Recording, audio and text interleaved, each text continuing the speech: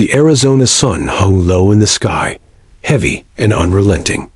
Heat shimmered off the asphalt like a restless ghost. Dust clung to everything: the air, the fences, the worn leather of the seat inside the old Ford pickup, and especially to the woman crouched beneath it. Her bare arms streaked with sweat and oil.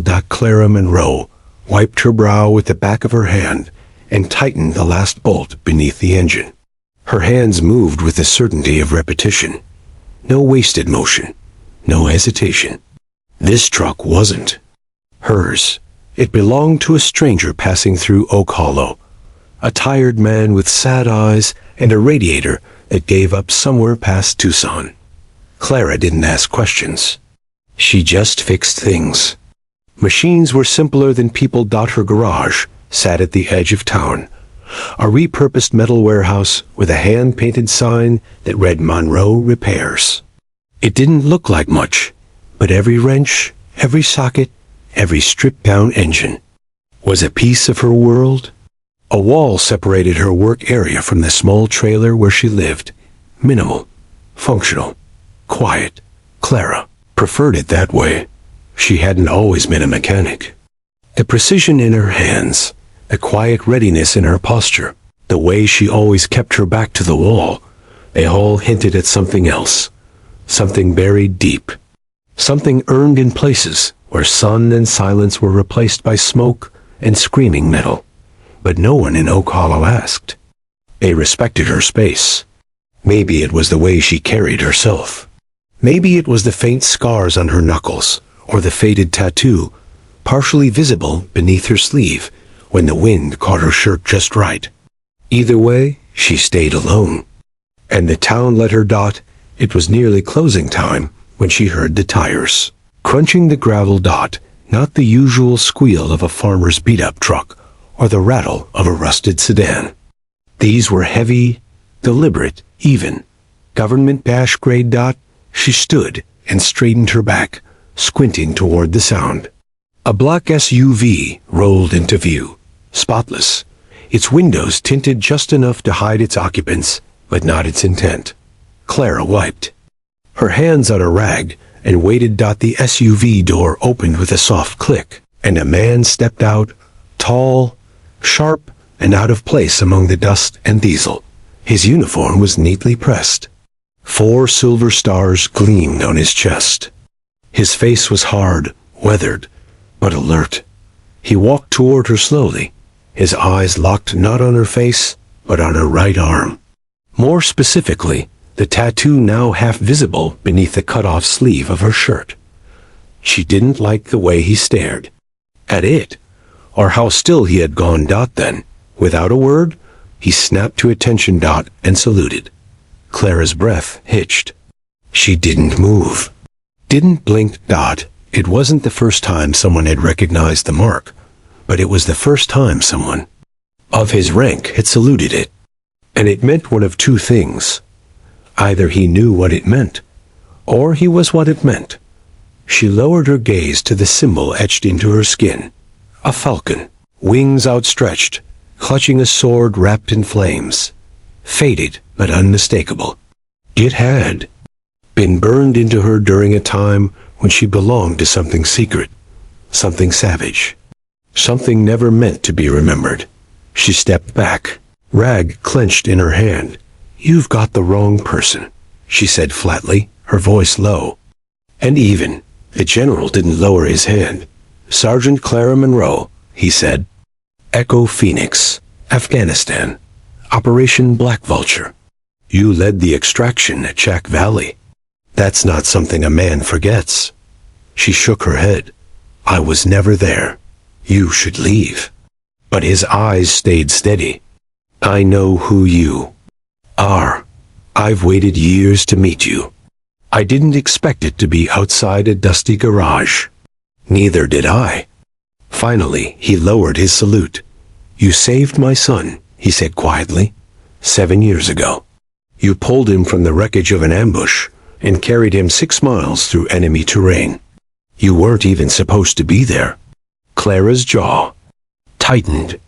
Her hands moved to clean a socket wrench she had already cleaned twice. I wasn't. And neither were you. I owe you my family. No, you owe me distance, she snapped, looking up. I didn't do it for recognition. I did it because he was dying. The general paused, then nodded slowly.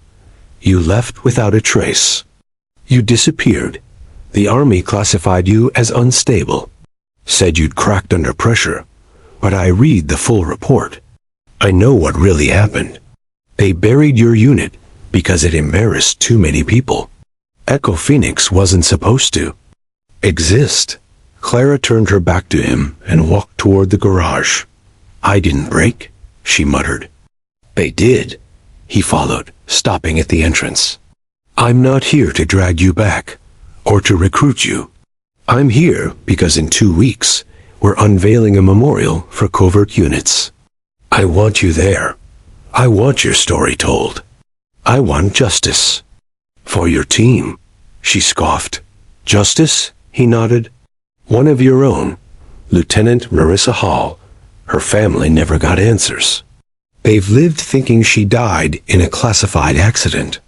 I want them to know the truth. Clara stopped.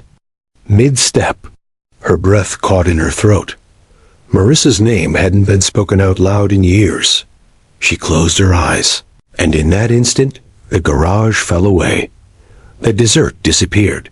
She was back in the mountains of Kandahar. She could hear the buzz of the radio, the pop of distant gunfire, the scream of the explosion that took Marissa's life. She opened her eyes, hard again.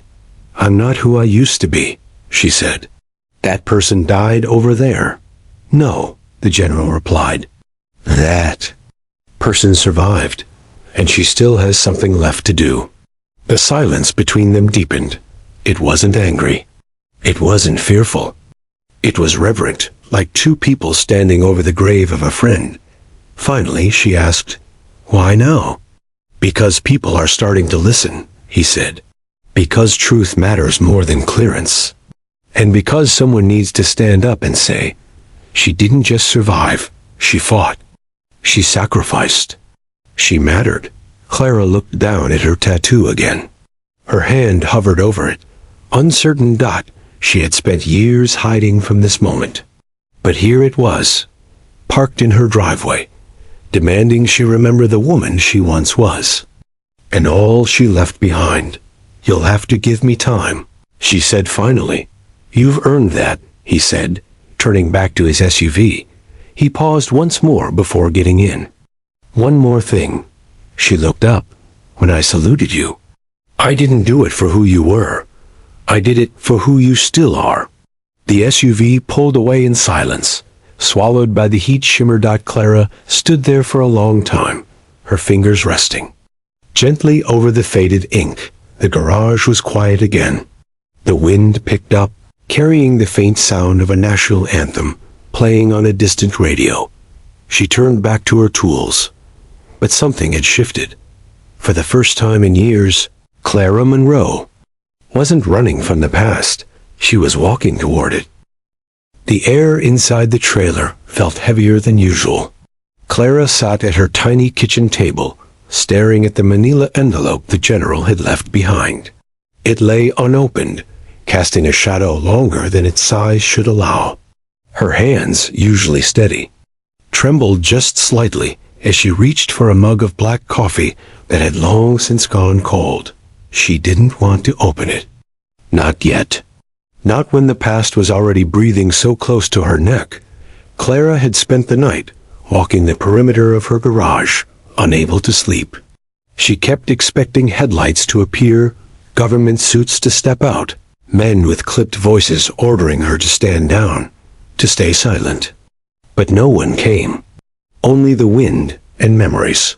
She'd buried Marissa in the sand with her own hands, her best friend. The only person in Echo Phoenix who knew every secret Clara had once tried to lock away. The memory of her laugh, the way she hummed the same 3 lines of an old country song before missions. It all returned now, sharp as shrapnel.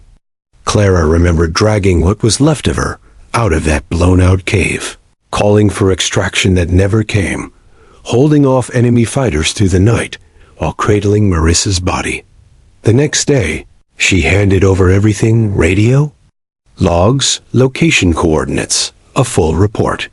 But instead of recognition, she was pulled into a private tent by a colonel she didn't recognize. He offered her discharge papers, a vague diagnosis, and a threat. Echo Phoenix was to be erased.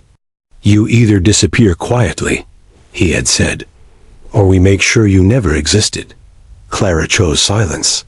She signed and vanished. Now, years later, a general had found her, offered her a voice. No more than that, offered justice. But at what cost? She stood and peeled the envelope open. Inside were photographs, black and white stills of the mission site, Marissa's helmet, the flame insignia painted on the inside of their gear. Clara traced her fingers over it, almost tenderly. Beneath the photos was a document stamped classified in red, now partially unsealed. Her name was still there, buried under code names and redacted lines. But this time, it wasn't crossed out. The last item was a handwritten letter. From Marissa's parents.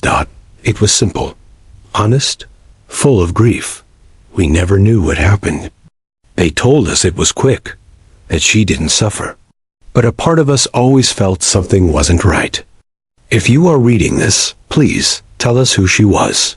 Not the soldier, the daughter, the friend." Clara exhaled, long and slow. Guilt and loyalty twisted inside her. She'd lived these years thinking silence was protection. For herself. For the mission. But maybe it had just been fear. She walked out into the morning sun and found herself staring at the rust-colored pickup she'd been fixing the day before. The engine was fixed. The customer would return later to pick it up. But something about it stopped her, a reflection in the windshield. Her own face. Hardened, older, but still carrying the same storm behind her eyes. Later that afternoon, she found herself driving toward the nearby Veterans Center. It wasn't fancy. A small building behind a church, a mural on the side showing soldiers from different wars helping each other up. Clara parked, but didn't go inside. She watched instead. Watched men with prosthetic legs laugh like they had never been broken. Watched a young woman in a wheelchair hold open the door for an older vet twice her size. It wasn't strength they wore like armor. It was the absence of shame. Clara wasn't sure she was ready to walk into a room like that. But maybe she could step toward it. The next day, General Dalacquald. She almost didn't answer. "You read it?" he asked. "Yes." A beat of silence. "I'm not asking you to testify, Clara. Not yet. Just come to the memorial. Let them see you." "Who else will be there?" she asked cautiously. "Veterans, families, press, and one man who thinks he buried you." Clara's grip on the phone tightened. "Colonel Vicks, you remember. I never forgot." There was something sharp in her voice now. Not just anger, but clarity. "We don't need vengeance," the general said. "We need truth. That's what you always fought for." Clara looked down at the small toolbox beside her trailer steps. Each tool was where it should be. Clean, ready, just like she used to be. "I'll come," she said. "But I won't wear a uniform." "You won't have to," Delacroix replied. "Your name will wear it for you." She ended the call and sat still for a long time. The wind moved through the desert with a strange softness that morning. A hawk circled high above the garage. Clara looked up, watching it glide, wings outstretched, fearless against the sun. Something inside her shifted. This wasn't about medals or speeches or public redemption. It was about Marissa. About answering the letter from her parents.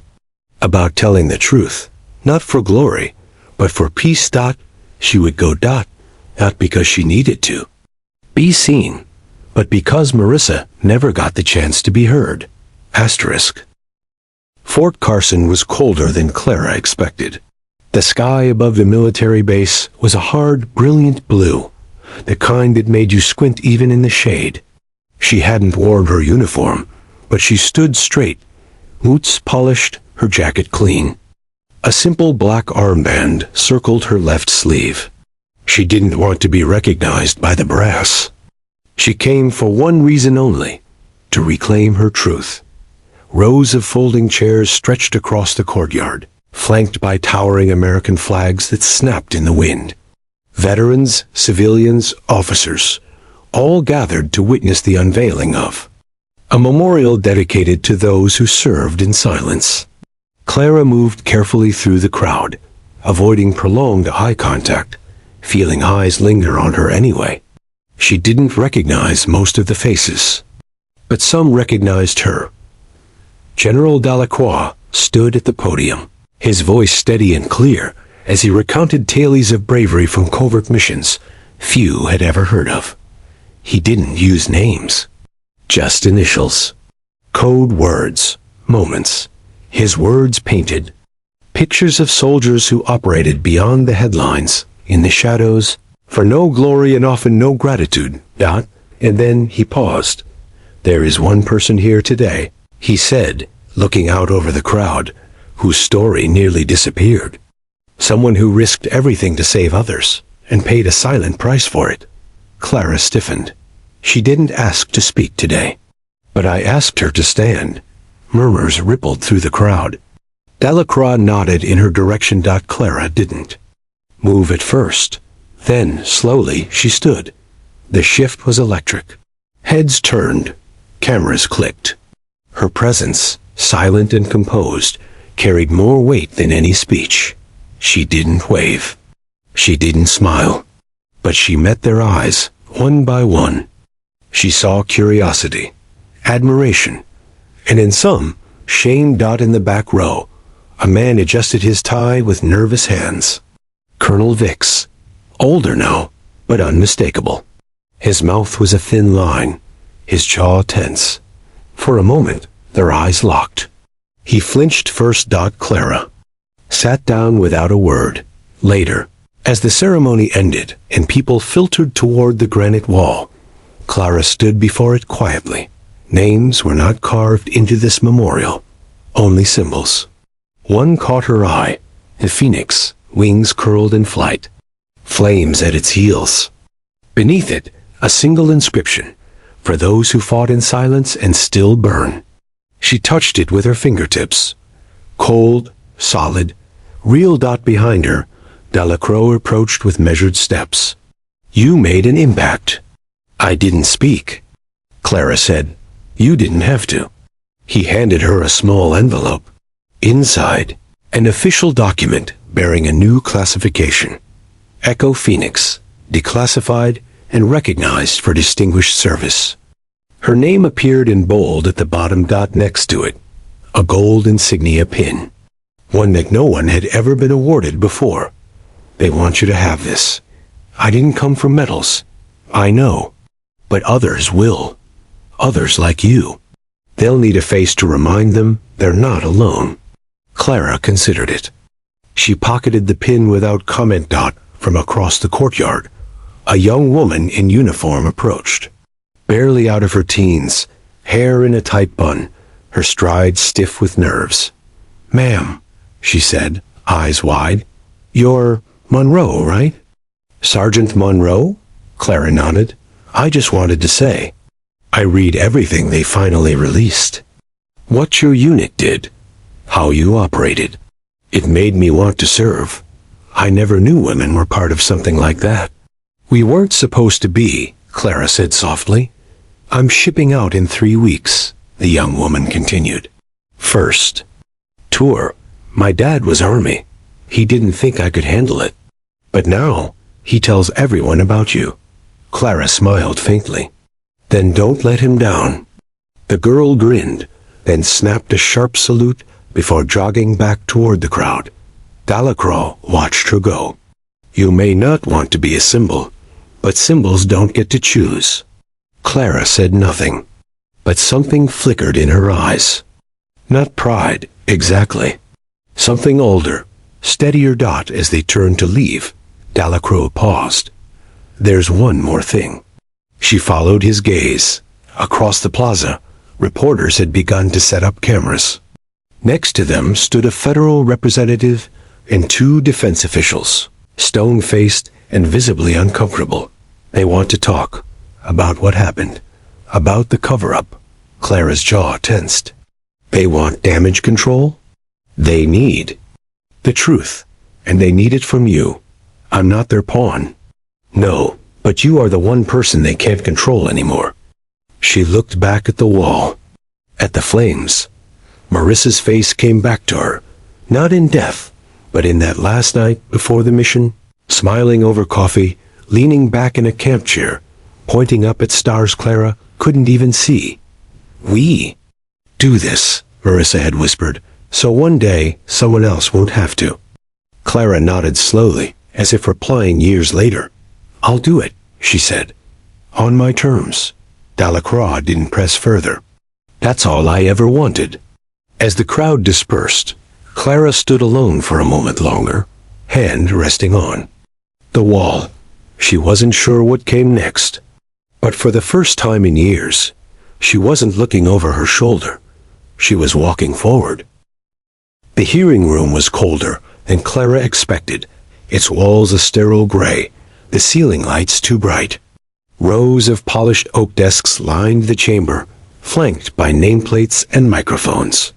At the far end sat a semicircle of officials, congressional, aides and press representatives, eyes trained on the witness stand. In the front row, cameras clicked quietly, journalists hunched over notepads, like vultures waiting for movement. Clara sat alone at the long table, a glass of water untouched. Beside her, she wore a simple black suit civilian, sharp-lined, with no medals, no insignias. Her hands, folded neatly in her lap, trembled only once before she tightened them into stillness. She wasn't afraid of being seen anymore. She was ready to be heard. General Delacroix stood just behind her, tall and unwavering, his presence a silent shield. In the audience, a few familiar faces, veterans from the Echo Phoenix unit, who had gone underground, families of soldiers lost. In Black Ops and far to the side, Colonel Vix. His hair had gone gray, and the arrogant glint he once wore like armor had dulled into something that looked almost like fear. The moderator cleared his throat and leaned toward the microphone. Ms. Monroe, you may proceed. Clara unfolded the single page of notes in front of her. Her voice, when it came, was calm, but resonant. Each syllable rang clear. My name is Clara Monroe. I served in the United States Army from 2008 to 2017.